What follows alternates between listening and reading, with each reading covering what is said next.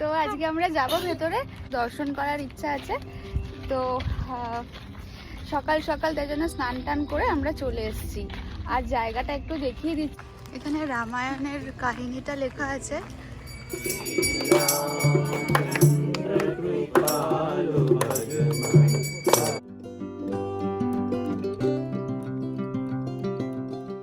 Hello and welcome back to শো tales. আর একটা নতুন ব্লগে সবাইকে স্বাগত জানিয়ে শুরু করছি। সকাল গড়িয়ে তখন দুপুর হচ্ছিল অতি ধীরে ধীরে।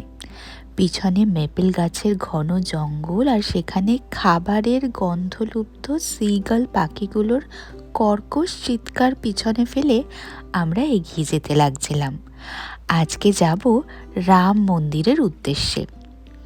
উঁচু উঁচু পাইন গাছগুলোর উস্কো খুস্কো মাথার অবিশ্রান্ত হাওয়ার জালে আছাড় খাওয়া এক প্রকার তাকিয়ে দেখতে দেখতে মনে হচ্ছিল অশান্তির এক প্রকার চরম আয়োজন। কিন্তু গিয়ে যে এরকম চরম শান্তির খোঁজ পাবো সেটা ব্লগটা দেখলেই তোমরা বুঝতে পারবে। তো চলো ব্লগটা শুরু করি। আর যদি ভালো লাগে তাহলে অবশ্যই লাইক, কমেন্ট আর শেয়ার করতে ভুলো না। Stay tuned.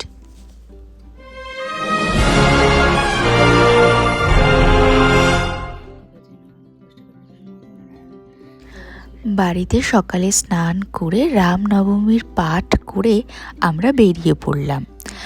আমেরিকার নর্থ ক্যারোলিনার এই ছোট্ট শহর ক্যারিতে এলোমেলো অগোছালো হাওয়া যখন বাউল গানের মতো মুক্ত, মৌন মুখর মায়াবী উদার সজীব উষ্ণ, তখন দিনের গল্পটা তো চমৎকার সুন্দর হতেই হবে।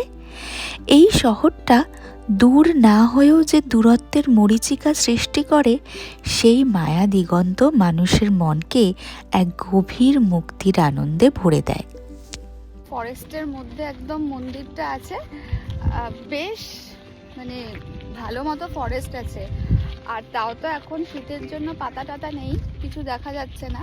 কিন্তু যখন একটু গরমের সময় আর একটু হবে তখন পুরো পাতায় ভরে যাবে। এই যে আমাদের সাথে আজকে প্রাচী আর পাবিও যাচ্ছে।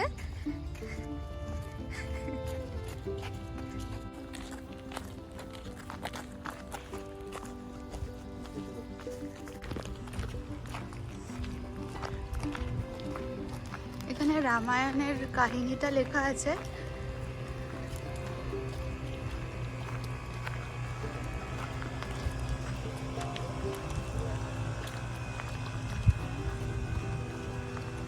আর এখানে জুতো টুতো খুলে ভেতরে যেতে হবে।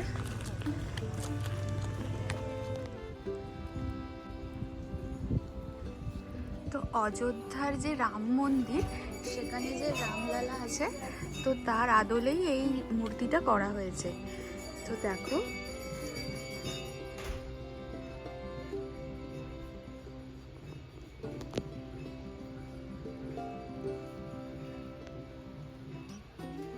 তো এমনিতে তো মন্দিরটা বন্ধ থাকে, মানে দর্শনের জন্য নিয়ম আছে। কিন্তু এই রাম নবমীর সময় এবং এই পুরো নবরাত্রিতে এখানে সবাইকে দর্শনের জন্য ওপেন করে দিয়েছে।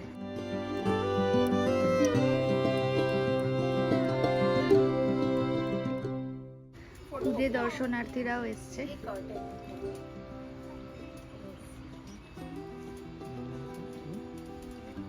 भाभी आपको कैसा लगा?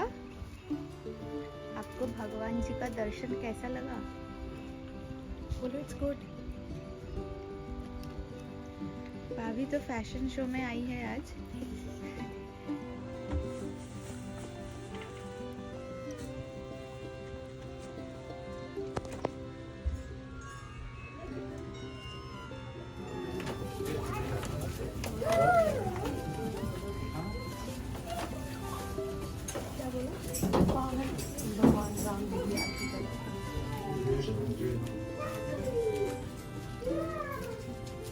You can complete the aarti and come back and take as many pictures.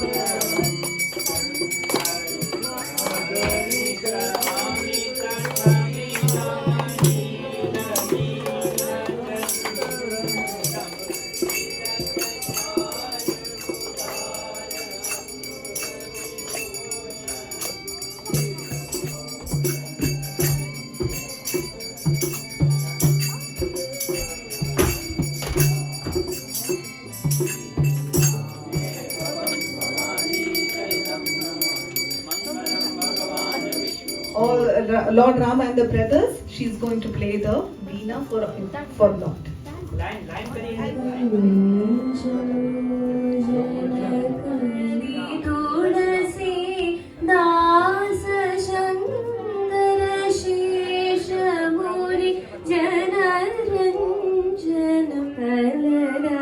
আমার মাথায় দিয়ে দে।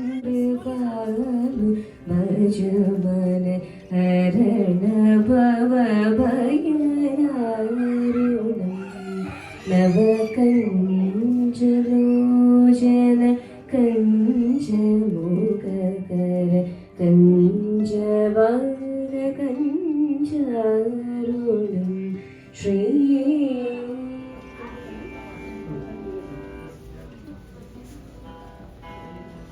আমাদের এই মখমলি খুশির ঝলমলে দিনটা আরেকটু প্রলম্বিত হলো সুস্বাদু খাবারের সঙ্গতে।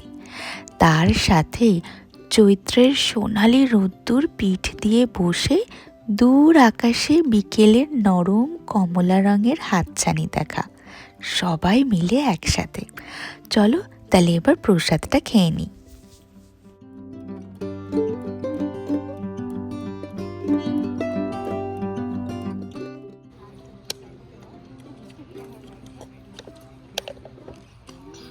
আর এখানে একটু রোদও আসছে এখন, তো একটু ছায়াতে বসলে ভালো।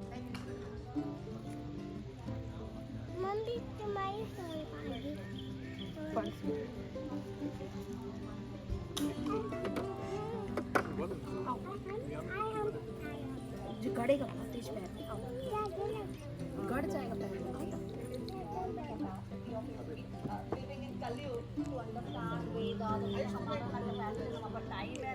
क्या कहते हैं, आटा लेके मेरे यहाँ भी आ सकती हो। आटा लेके आ जाओ एक कटोरी में, हम जल्दी से छान के, तो मैं जितनी रोटी होगी बन अभी तो ये काम सोने की कर रहा है।